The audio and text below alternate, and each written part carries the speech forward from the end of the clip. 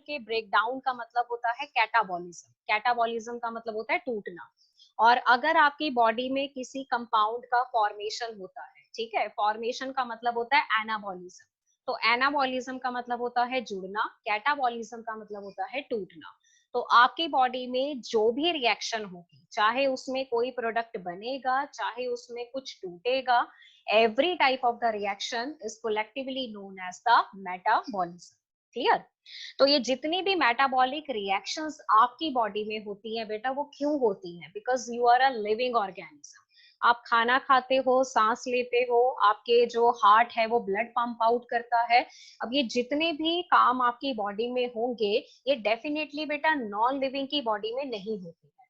तो अगर ये नॉन लिविंग के केस में एब्सेंट है और आपके केस में प्रेजेंट है, तो डेफिनेटली ये आप लोगों की डिफाइनिंग प्रॉपर्टी मानी जाती है, क्योंकि इस प्रॉपर्टी में कोई भी एक्सेप्शनल केस आपके पास नहीं होगा। दूसरी बात, अगर आप देखो अपने यूनिसेलुलर ऑर्गेनिज्म जैसे अमीबा, बैक्टीरिया, पैरामीशियम, या फिर मैं बात करूं बेटा मल्टी सेलुलर की, जैसे आप लोग हो, एनिमल्स हैं, प्लांट्स हैं, every living organism has metabolic reaction जो कि उसकी बॉडी में 24 आवर्स ऑपरेट होते हैं। यानी कि मेटाबॉलिज्म आप लोगों में चलता रहेगा जब तक आपकी डेथ नहीं हो जाती या जब तक आपका लाइफ स्पैन कंप्लीट नहीं हो जाता। So it is clear property of the living organism. अब सेम प्रॉपर्टी बेटा किसी भी नॉन लिविंग ऑब्जेक्ट में आपको देखने को नहीं मिलती है। आपको पता है कि आपके घरों में बहुत सारे नॉन लिविंग ऑब्जेक्ट्स हैं, जैसे चेयर, टेबल हो गया, डेस्क हो गया। अब इनमें ऑब्वियसली मेटाबॉलिज्म नहीं होता, और ये किसमें होता है? सिर्फ लिविंग के केस में। तो इस हिसाब से हम मेटाबॉलिज्म को लिविंग बीइंग्स की डिफाइनिंग प्रॉपर्टी मानते हैं। So this is the first defining property of the living organism and it is known as what? Metabolism. अब दूसरी बात बेटा, अगर आप अपनी एनसीईआरटी की बुक पढ़ोगे, अगर आपके पास पीडीएफ वगैरह है, आपने डाउनलोड कर लिया है, तो जब आप अपनी बुक पढ़ोगे तो वहां पर ध्यान देना, एक क्वेश्चन आप लोगों से पूछा गया है थ्योरी के अंदर। क्वेश्चन में लिखा है कि अगर कोई भी रिएक्शन आपकी बॉडी से बाहर होता है, ठीक है, देखो आपकी बॉडी क्या है ना, एक नेचुरल कंडीशन है। नेचुरल मींस इन वीवो, ठीक है। अगर हम बाहर की बात करें तो बेटा बाहर होती है एटमॉस्फेयर, वो हमारी बॉडी नहीं है। बाहर की कंडीशन जो होती है, जैसे लैब में आप बहुत सारी रिएक्शंस करते हो, केमिस्ट्री लैब में, बॉटनी की लैब में या बायो की लैब में। तो ये जितनी भी रिएक्शंस आप बॉडी से बाहर करते हो टेस्ट ट्यूब के अंदर, अगर आपने केमिस्ट्री लैब में काम करा है तो आपको पता होगा टेस्ट ट्यूब्स आप यूज करते हो वहां पर, और टेस्ट ट्यूब के अंदर बहुत सारी रिएक्शंस आप ऑपरेट करवाते हो। तो क्वेश्चन आपसे ये पूछा गया कि जो रिएक्शन टेस्ट ट्यूब के अंदर होगा, डेफिनेटली वो रिएक्शन बॉडी से बाहर होगा, ठीक है। बॉडी से बाहर वाली कंडीशन जो है उसको बोला जाता है इन विट्रो कंडीशन। तो इन विट्रो कंडीशन में जब आप टेस्ट ट्यूब के अंदर कोई भी रिएक्शन परफॉर्म करोगे, तो क्या आप उस रिएक्शन को लिविंग मानोगे या फिर आप उस रिएक्शन को नॉन लिविंग थिंग मानोगे? ये क्वेश्चन आप लोगों से पूछा गया है। तो इसका आंसर क्या है बेटा? आंसर ये है कि जो भी रिएक्शन आपकी बॉडी से बाहर होगा टेस्ट ट्यूब में, हमारे हिसाब से वो कोई ऑब्जेक्ट नहीं है। ना तो वो एक लिविंग ऑब्जेक्ट है, ना वो कोई नॉन लिविंग ऑब्जेक्ट है। वो सिर्फ और सिर्फ आपके पास क्या है? Reaction. And that kind of the reaction is obviously known as what? Living reaction. अब लिविंग रिएक्शन उसको क्यों बोलेंगे? क्योंकि वो हमेशा प्रोडक्ट बनाती है। रिएक्शन ऑपरेट हो रहा है, चाहे बॉडी से बाहर हो रहा है, टेस्ट ट्यूब में कर रहे हो, लेकिन जब भी रिएक्शन होगा तो प्रोडक्ट हमेशा बनेगा ही बनेगा। तो उस हिसाब से उस रिएक्शन को हमने यहाँ पर नाम दे दिया लिविंग रिएक्शन। तो ये बेटा आपके पास थर्ड प्रॉपर्टी है, that is known as metabolism. अब मेटाबॉलिज्म के बाद जो नंबर फोर्थ प्रॉपर्टी आपके पास है, that is called cellular organization. अब अगर मैं सेल्यूलर ऑर्गेनाइजेशन की बात करूं बेटा, तो यहाँ पर सीधी सी बात होती है आपकी बेसिक यूनिट की। आप लोग लिविंग ऑर्गेनिज्म हो, आपकी बेसिक यूनिट का नाम सेल है, और आपको पता है जब बहुत सारे सेल आपस में कंबाइन होते हैं, जुड़ते हैं, तो वो एक टिश्यू बनाते हैं, ठीक है। टिश्यू जब आपस में जुड़ेंगे तो वो ऑर्गन्स बनाएंगे, ऑर्गन्स आपस में जुड़ेंगे तो ऑर्गन सिस्टम बनेगा, और जब ऑर्गन सिस्टम बन जाता है तो फाइनली हमारे पास क्या बनेगा? New organism. अब ये जो प्रॉपर्टी है, this is called cellular organization. अब ये प्रॉपर्टी बेटा आपको हर लिविंग ऑर्गेनिज्म में देखने को मिलती है, लेकिन ये प्रॉपर्टी नॉन लिविंग में कंप्लीटली एब्सेंट है और कोई एक्सेप्शनल केस इसके अंदर नहीं है। तो इस हिसाब से सेलुलर ऑर्गेनाइजेशन को हम अपनी डिफाइनिंग प्रॉपर्टी मानते हैं। तो पहली डिफाइनिंग प्रॉपर्टी आई आपकी मेटाबॉलिज्म, सेकंड डिफाइनिंग प्रॉपर्टी आपके पास है सेलुलर ऑर्गेनाइजेशन। अब लास्ट जो प्रॉपर्टी आप लोगों के पास है बेटा that is known as the consciousness. Clear? Consciousness का मतलब होता है अवेयरनेस, मतलब आप अपनी सराउंडिंग को लेके, अपने एटमॉस्फेयर के को लेके अवेयर हो। जैसे आपके एटमॉस्फेयर में लाइट है, टेम्परेचर है, पीएच है, वाटर है। बाहर देखो सर्दी होती है तो आपको फील होता है, बाहर अगर गर्मी होती है तो आपको फील होता है। लाइट कम ज्यादा होगी तो उसको भी आप सेंस कर पाओगे। अगर किसी तरह का कोई माइक्रो ऑर्गेनिज्म बाहर है, कोई इंसेक्ट है, कोई पैथोजन है, तो उसको भी आपकी बॉडी डिटेक्ट करती है, सेंस करती है। Now this is known as awareness. तो दैट मीन्स कि जितने भी लिविंग ऑर्गेनिजम्स हैं आपके पास, राइट फ्रॉम द यूनिसेल्युलर से लेके मल्टी सेल्युलर तक, हर ऑर्गेनिज्म के अंदर प्रॉपर्टी है अवेयरनेस की, कॉन्शियसनेस की। वो अपनी सराउंडिंग को लेके अवेयर है, क्योंकि वो हर तरह के स्टिमुलस को बेटा रिस्पॉन्ड करता है। चाहे वो स्टिमुलस कोई केमिकल है, चाहे वो फिजिकल है, चाहे वो स्टिमुलस आपके पास बायोलॉजिकल है। अब अगर क्वेश्चन पूछा जाए कि क्या कॉन्शियसनेस की प्रॉपर्टी आपको किसी नॉन लिविंग ऑब्जेक्ट में नजर आती है, तो ऑब्वियसली उसका आंसर आपके पास होगा नो। जितने भी नॉन लिविंग ऑब्जेक्ट हैं, क्योंकि वो एक तरह के डेड ऑब्जेक्ट हैं, तो डेफिनेटली उनमें जो अवेयरनेस होगी that will be totally absent. इसी वजह से कॉन्शियसनेस को हम अपनी डिफाइनिंग प्रॉपर्टी मानते हैं। तो ओवरऑल बेटा जो 5 प्रॉपर्टीज मैंने आपको बताई, उसमें से 3 आपकी डिफाइनिंग प्रॉपर्टी है और 2 ऐसी हैं जिनको आप डिफाइनिंग प्रॉपर्टी नहीं मानोगे। अब जैसे कॉन्शियसनेस में आपको एग्जांपल्स दिए जाते हैं, एग्जांपल्स आपने सारे लर्न करने हैं। प्लांट है बेटा, वो लाइट, टेम्परेचर, वाटर, पॉल्यूटेंट सबको रिस्पॉन्ड करते हैं, ठीक है। प्लांट के केस में जो फ्लावरिंग होती है बेटा, जब फूल निकलते हैं तो वो भी लाइट से स्टिमुलेट होती है, क्योंकि कुछ प्लांट जो है वो विंटर्स में फ्लावरिंग करते हैं, कुछ समर में फ्लावरिंग करते हैं। क्लियर? फिर उसके बाद कहते हैं प्रोकैरियोट्स से लेके यूकैरियोट्स तक जितने भी ऑर्गेनिज्म हैं, वो सारे रिस्पॉन्ड करते हैं स्टिमुलस को। जैसे आपको एग्जांपल दिया है युगलीना। अब अगर मैं यहाँ पर बेटा युगलीना की बात करूं, तो युगलीना के केस में देखो लिखा हुआ है it can sense the light. Although कहते हैं युगलीना यूनिसेल्युलर है, बट फिर भी वो लाइट को सेंस कर सकता है। फिर उसके बाद जितने भी ऑर्गेनिज्म आपके पास है, फोटो पीरियड, फोटो पीरियड होता है कि कितना देर लाइट आप लेना चाहते हो, कितनी लाइट आपको चाहिए, वो बेटा डिसाइड करता है ब्रीडिंग। ब्रीडिंग होता है जब एनिमल रिप्रोड्यूस करते हैं, ठीक है। फिर चाहे वो प्लांट की बात करें, चाहे हम सीजनल ब्रीडर की बात करें। सीजनल ब्रीडर उनको बोला जाता है बेटा जो किसी पर्टिकुलर सीजन या टाइम पे ही ब्रीडिंग करते हैं, पूरा साल वो ब्रीडिंग नहीं करते हैं। जैसे फ्रॉग हो गया, ठीक है, बर्ड्स हो गए, ये सब सीजनल ब्रीडर होते हैं।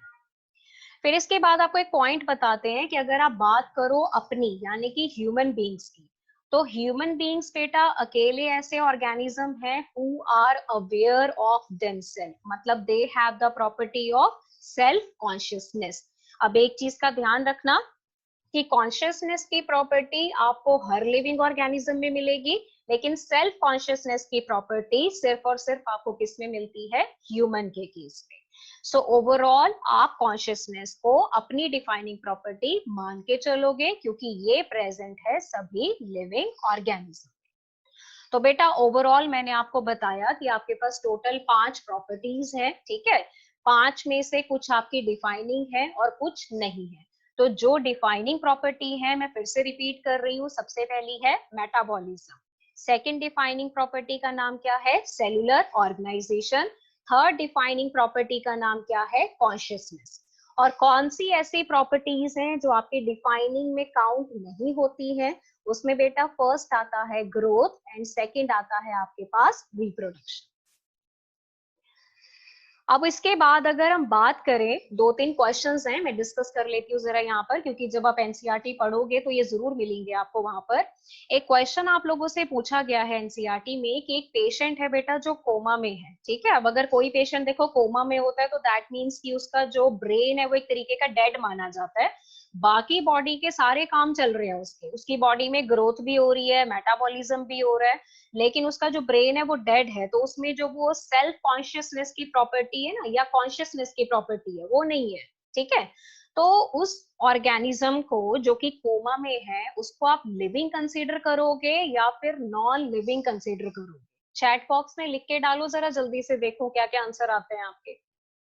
जो पेशेंट कोमा में है, आप उसको लिविंग कंसीडर करोगे बेटा या फिर नॉन लिविंग कंसीडर करोगे? आंसर्स डालो फटाफट से चैट बॉक्स में।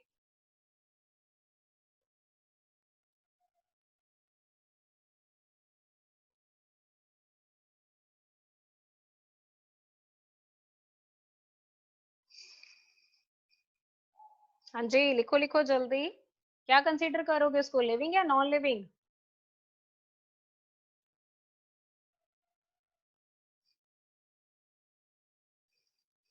देखो बेटा, जो पेशेंट आपका कोमा में है, आप बेसिकली उसको लिविंग ही मानोगे, आप उसको नॉन लिविंग नहीं बोल सकते, ठीक है।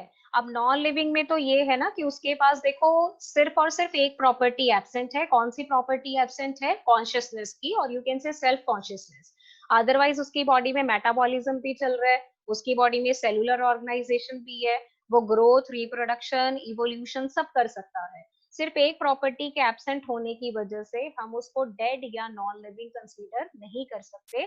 तो बायोलॉजिकली ऐसे ऑर्गेनिज्म को लिविंग ही कंसीडर किया जाएगा, ठीक है। और अगर आपसे पूछा गया कि लिविंग ऑर्गेनिजम्स की कितनी डिफाइनिंग प्रॉपर्टीज होती हैं, तो अब आपको क्लियर हो गया होगा कि आप लोगों की तीन डिफाइनिंग प्रॉपर्टीज हैं। सबसे पहली प्रॉपर्टी का नाम है मेटाबॉलिज्म, सेकंड है cellular organization, and third is basically known as the consciousness. हाँ जी बेटा, इतना क्लियर हो गया? या बिल्कुल ठीक है। सेजल, अमीशी, अंशिका, हर्ष बेटा, आपने नॉन लिविंग बोला है आंसर। अब आप सुन लिया होगा, आपने, आपको क्लियर हो गया होगा कि आप इसको नॉन लिविंग नहीं कंसीडर करोगे, ये लिविंग में ही आएगा। मनप्रीत, लिविंग। तो मैक्सिमम बच्चों ने बिल्कुल सही आंसर दिया। पांचों की पांचों प्रॉपर्टीज बेटा क्लियर हो गई हैं आप लोगों को?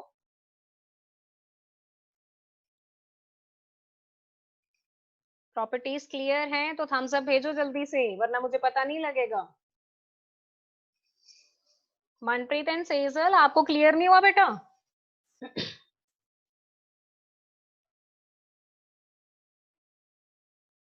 ओके ओके, ठीक है ठीक है।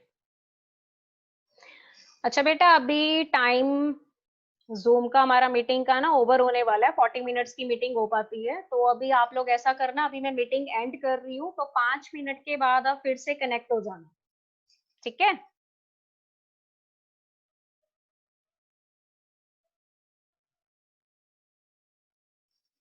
क्लियर? 5 मिनट के बाद फिर से कनेक्ट हो जाना, मीटिंग एंड होने वाली है बेटा। बाकी का अब 5 मिनट बात करते हैं, रिज्यूम फिर से। क्लियर? ओके चलो। I think everybody got my message.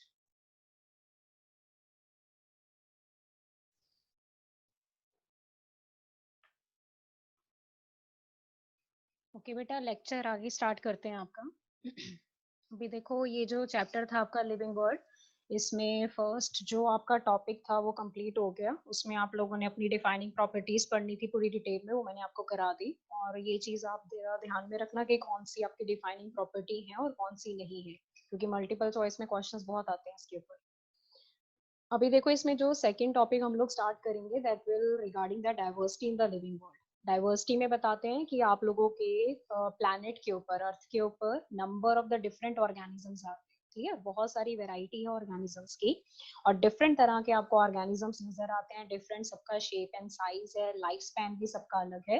तो ये जितने डिफरेंट तरह के ऑर्गेनिज्म आपको देखने को मिलते हैं अर्थ पे, this is known as biodiversity. इसको बायोडाइवर्सिटी बोला जाता है। Bio means the living organism, clear. Diversity का मतलब होता है डिफरेंट टाइप्स जो आपको नजर आती है।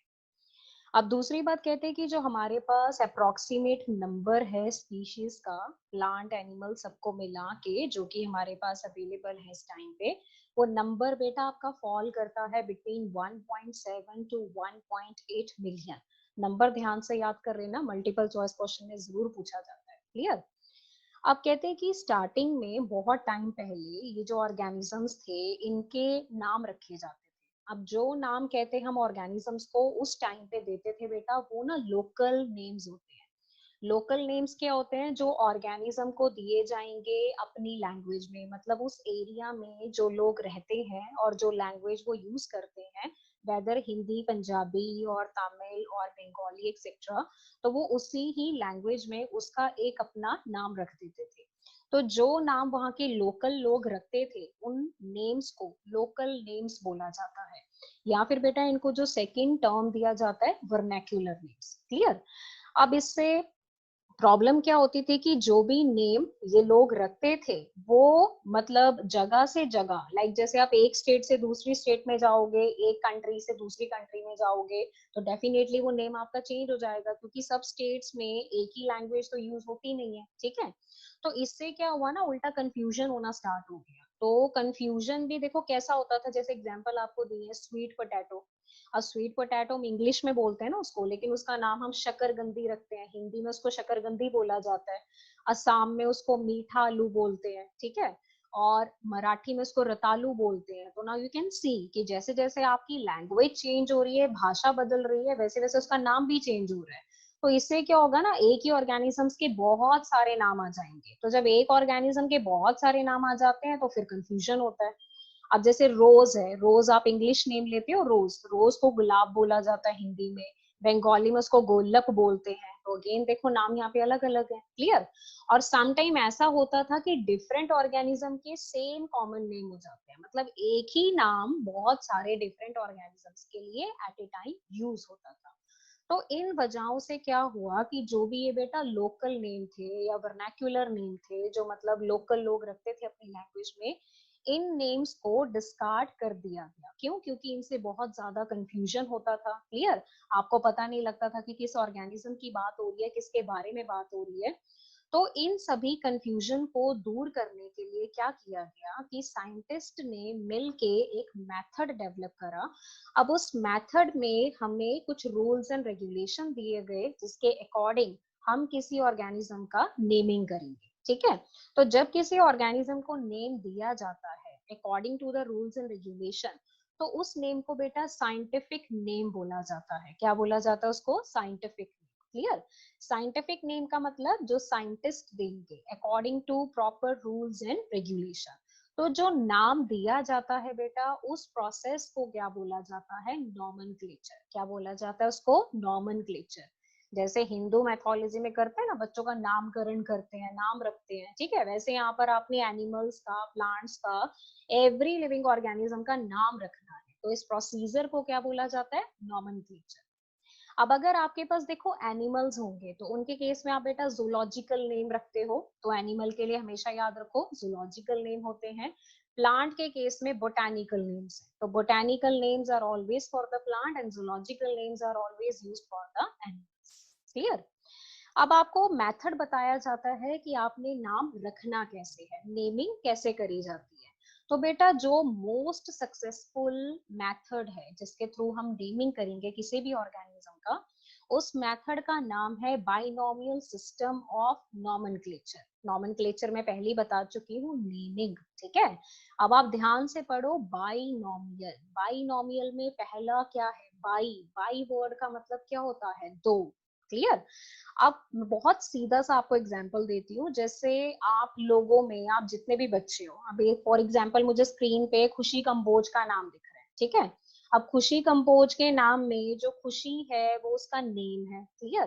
कंबोज आपका क्या हो गया? सरनेम हो गया। तो ऐसे ही हर बच्चे के नेम में दो दो सेट आते हैं, दो दो कंपोनेंट्स आते हैं। पहला कंपोनेंट उसका नाम होता है और दूसरा कंपोनेंट क्या होता है? उसका सरनेम। ज्यादातर ऑर्गेनिज्म में ऐसे ही तो नेमिंग होती है। क्लियर। सेम तरीके से बेटा जब हम इन ऑर्गेनिजम्स की नेमिंग करेंगे तो इनका भी जो नेम है उसमें दो कंपोनेंट्स आते हैं, फर्स्ट एंड सेकंड, दो कंपोनेंट। उस वजह से हमने सिस्टम को क्या नाम दे दिया? Binomial system of nomenclature. Clear. अब इसको बेटा क्योंकि नाम में दो कंपोनेंट्स हैं, दो वर्ड्स हैं, इसीलिए आप इसको बाइनरी नॉमेनक्लेचर भी बोल सकते हैं। बाइनरी का सीधा सा मतलब फिर से क्या होता है, दो। अब जो ये देखो बाइनोमियल नॉमेनक्लेचर का आइडिया है, ये आइडिया बेटा सबसे पहले दिया था साइंटिस्ट ने जिसका नाम था गैस्पर्ड बोहेन। नाम जरूर पूछा जाता है मल्टीपल चॉइस में इसका, जहां जहां भी साइंटिस्ट के नेम आएंगे अच्छे से याद करने हैं। तो जिसने सबसे पहले इसका आइडिया दिया था दैट वाज गैस्पर्ड बोहेन। लेकिन वो आइडिया देके उसने छोड़ दिया, उस आइडिया को लगाया नहीं गया, यूज नहीं किया गया। तो ऑब्वियसली बेटा गैस्पर्ड बोहेन को इसका क्रेडिट नहीं दिया जाता। जिस साइंटिस्ट को इसका क्रेडिट दिया जाता है, the name of the scientist is Carolus Linnaeus. Carolus Linnaeus का नाम तो आप रट लो क्योंकि ये बहुत जगह यूज होने वाला है। तो कैरोलस लिनियस ने सबसे पहले इंट्रोड्यूस करा बाइनोमियल सिस्टम ऑफ नॉमेनक्लेचर। और जितना भी बेटा रूल्स एंड रेगुलेशन था, जो भी इसने अपना काम करा था, वो इसने ना अपना सारा एक कंपाइल करके एक बुक में पब्लिश करवाया। और उस बुक को यहाँ पर नाम दिया गया स्पीशीज प्लैंटैरम, जो पब्लिश हुई थी 1953 में। और इसमें उसने सारे नेमिंग के रूल्स एंड रेगुलेशन दिए थे कि कैसे प्लांट्स और एनिमल्स के नेम हमें रखने हैं according to the scientific rules. So basically those names are called scientific name. And who gave the binomial system of nomenclature? Carolus Linnaeus. अब बेटा इसमें जो आपको रूल्स दिए जाते हैं बाइनोमियल नॉमेनक्लेचर के, स्क्रीन पे ध्यान से देख लो जरा, साफ आप लोगों के पास लिखे हुए हैं 7 रूल्स एंड रेगुलेशन। अगर आप इनको देखो, देखो सबसे पहले तो हमने बोला कि जो नेम है किसी भी ऑर्गेनिज्म का, वेदर प्लांट और एनिमल, ठीक है, उसमें दो कंपोनेंट होते हैं, दो वर्ड्स होते हैं। पहले वर्ड को हम क्या बोलते हैं, जीनस, एंड सेकेंड वर्ड को क्या बोला जाता है, स्पीशीज। स्पीशीज भी आप बोल सकते हो या फिर इसको बोला जाता है स्पेसिफिक एपिथेट। तो हर एक ऑर्गेनिज्म के नेम में बेटा दो वर्ड्स हैं, दो कंपोनेंट है। पहला कंपोनेंट कौन सा है, जीनस, सेकंड कंपोनेंट कौन सा है आपके पास, species. Species is also known as specific epithet. Clear. अभी जीनस आप सबसे पहले लिखोगे तो जीनस का बेटा जो फर्स्ट लेटर होगा, ऑलवेज रिमेंबर जीनस का फर्स्ट लेटर हमेशा कैपिटल रहेगा। और अगर आप स्पीशीज लिखते हो तो स्पीशीज का फर्स्ट लेटर हमेशा स्मॉल रहता है। तो ये भी रूल आपको याद रखना है। फिर उसके बाद कहते हैं अगर आप जीनस और स्पीशीज दोनों को लिखते हो अपने हाथों से, जैसे आप अपनी कॉपी में लिखोगे पेन से, ठीक है, तो दोनों को लिखने के बाद, लाइक फॉर एग्जांपल आपने जीनस लिखा फिर आपने स्पीशीज लिखा, तो दोनों को बेटा सेपरेटली आपने अंडरलाइन करना है, सेपरेटली अंडरलाइन करना है, ठीक है। देन उसके बाद कहते हैं ये जितने भी नेम्स होते हैं ऑर्गेनिजम्स के, इनको एक प्रॉपर पर्टिकुलर लैंग्वेज में लिखा जाता है। That language is called Latin language. Latin जैसे आप इंग्लिश लैंग्वेज देखते हैं ना, वैसे एक लैटिन लैंग्वेज होती है। लैटिन बेटा बहुत ही प्रिमिटिव पुरानी लैंग्वेज है और इसको एक तरीके का डेड लैंग्वेज माना जाता है। डेड का मतलब कि ये चेंज नहीं होती है with the passage of time. Clear. तो इसका जो प्रोनाउंसिएशन है वो पर्टिकुलर रहता है। तो हमेशा याद रखना साइंटिफिक नेम किस लैंग्वेज में लिखे जाते हैं, लैटिन लैंग्वेज में। मल्टीपल चॉइस क्वेश्चन में ये भी पूछा जाता है। फिर जब आप जीनस और स्पीशीज का नाम लिखते हो बेटा, तो दोनों के बीच में थोड़ा सा गैप भी रखना पड़ेगा, कंटिन्यूटी में नहीं लिखना है। जैसे आप सपोज अपना नाम लिखते हो ना, अब आप खुशी कंबोज अगर अपना नाम लिखेंगी तो पहले वो खुशी लिखती है फिर वो कंबोज लिखती है, बीच में गैप रखती है ना हमेशा, कभी भी आप कंटिन्यूटी में थोड़ी लिखते हो। तो सेम चीज आपने यहाँ पर भी फॉलो करनी है। क्लियर। उसके बाद कहते हैं बेटा जब हम कंप्यूटर पे इनको टाइप करते हैं और इनको प्रिंट किया जाता है, तो प्रिंट हमेशा इनको इटैलिक्स में किया जाता है। ये भी रूल है आपके पास अनदर। फिर दूसरा बताते हैं कि जैसे ये नाम है ये देते तो हर साइंटिस्ट है, साइंटिस्ट ही है जो आपको साइंटिफिक नेम देंगे। तो बेटा सम टाइम जिस नाम के साथ अगर आपने ये बताना हो कि ये कौन से साइंटिस्ट ने आपको दिया है, तो साइंटिस्ट का नाम हम कब लिखते हैं, स्पीशीज के बाद। ठीक है, पहले जीनस फिर स्पीशीज और फिर थर्ड नंबर पे हम किसका नाम लिखेंगे, साइंटिस्ट का। एंड ऑलवेज रिमेंबर बेटा साइंटिस्ट का नाम हमेशा एब्रीवेटेड फॉर्म में लिखा जाता है, पूरा नाम आप साइंटिस्ट का नहीं लिखते हो। ये भी रूल है आपके पास। क्लियर। अब जैसे मैंने एग्जांपल यहाँ पर दिया है मैंगो, मैंगो आम, आजकल गर्मियां आ गई है तो डेफिनेटली आप खाओगे इसको। अभी मैंगो जो है वो बेटा एक फ्रूट है आपके पास, और इसका प्लांट का अगर आप देखो बोटेनिकल नाम मैंजीफेरा इंडिका। अब आप इसके नाम को ध्यान से देखो, पहले तो दो वर्ड्स हैं, one is mangifera, another is indica. Mangifera क्या है आपके पास, जीनस का नाम है, और इंडिका क्या है बेटा आपके पास, स्पीशीज का नाम। ठीक है, जीनस का फर्स्ट लेटर एम कैपिटल है आपके पास, स्पीशीज का फर्स्ट लेटर हमेशा स्मॉल रहता है। दोनों के बीच में हल्का सा आपने गैप भी रखना है।